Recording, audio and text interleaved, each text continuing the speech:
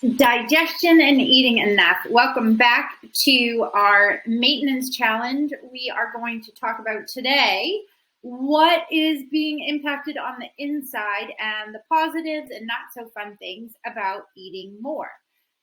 Before we get started, let's talk about what digestion is. So when I eat something and I chew it up, that begins the digestive process, and then it goes into our stomach.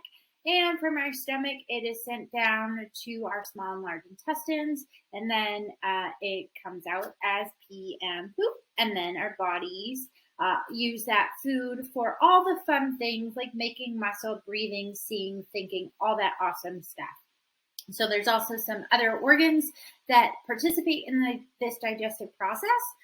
I'm not going to get into super deep detail because this is not a science lesson, but liver, pancreas, and gallbladder are three of those organs that you might be familiar with. Why is this important? Because in a few minutes, I'm going to talk about this digestive process and what is happening when you're eating food and why you might feel the way you do when you are eating more.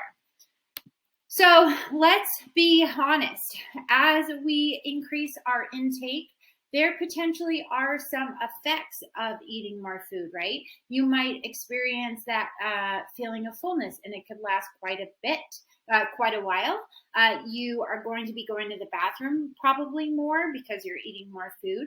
And you may experience some gas and bloating. These are often, again, side effects of more food, but there are things that we can do to navigate how you are feeling.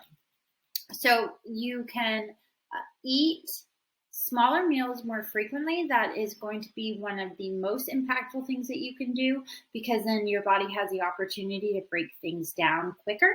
And then you won't also be feeling full as often or even over full, right? You can be mindful of adding in vegetables slowly. So if you're doing our maintenance challenge, you saw your precision nutrition PDF, and it is encouraging you to eat 4 to 6 servings of veggies a day. It is okay if you don't try to get all of those veggies in on day 2, because that is going to make you feel really full. It is all right if you've been maybe only eating 1 or 2 servings of veggies a day to add in those veggies slowly over time. Maybe go to 3 veggies one day and try that for a few days and then increase it, because we are going to be realistic.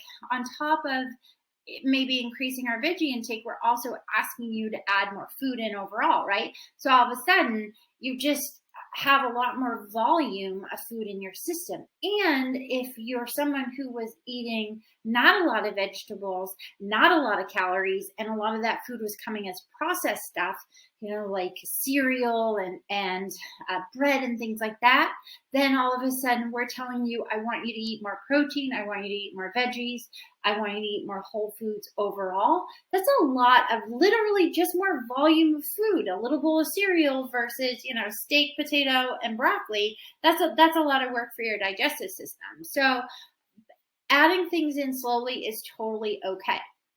And then we want to be mindful of what veggies we are choosing to eat. So if you're adding in, you're jumping to 4 servings a day, I'm probably not going to encourage you to have 4 servings of broccoli, because that's going to take a long time for your system to digest. And you may be sensitive to that broccoli, which is going to cause a lot of gas and digestive upset. So adding in things like mixed greens, asparagus, tomatoes, peas, carrots, things like that, things that are easier to digest overall, gentle on your stomach. And then we can play around with adding in some of the cruciferous vegetables, the broccoli, the Brussels sprouts, the cauliflower. Cool? All right. And then eating slowly and chewing enough.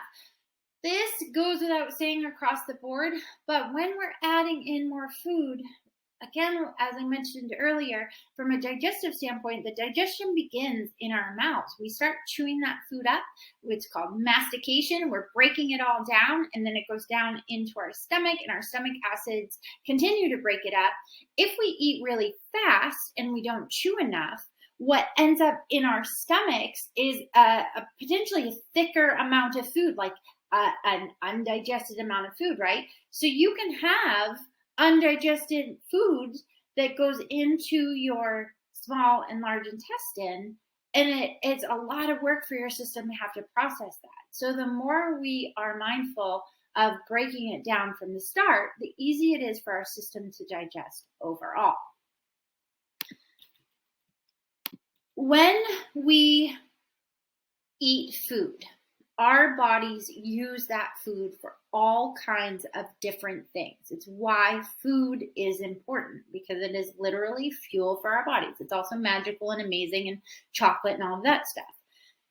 The concept of eating enough for digestion's sake is the concept of giving your body what it needs to have a healthy microbiome and to make all of the hormones, both in our stomachs and our brains, to do all the things that our bodies need to do.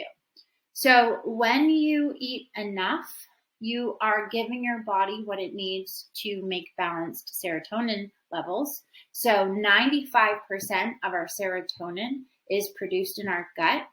If you've heard the phrase, your gut is your second brain, and you've ever noticed if you get nervous or anxious or anything like that, all of a sudden you have cramps, or, maybe you have to run to the bathroom, right before a race or a competition.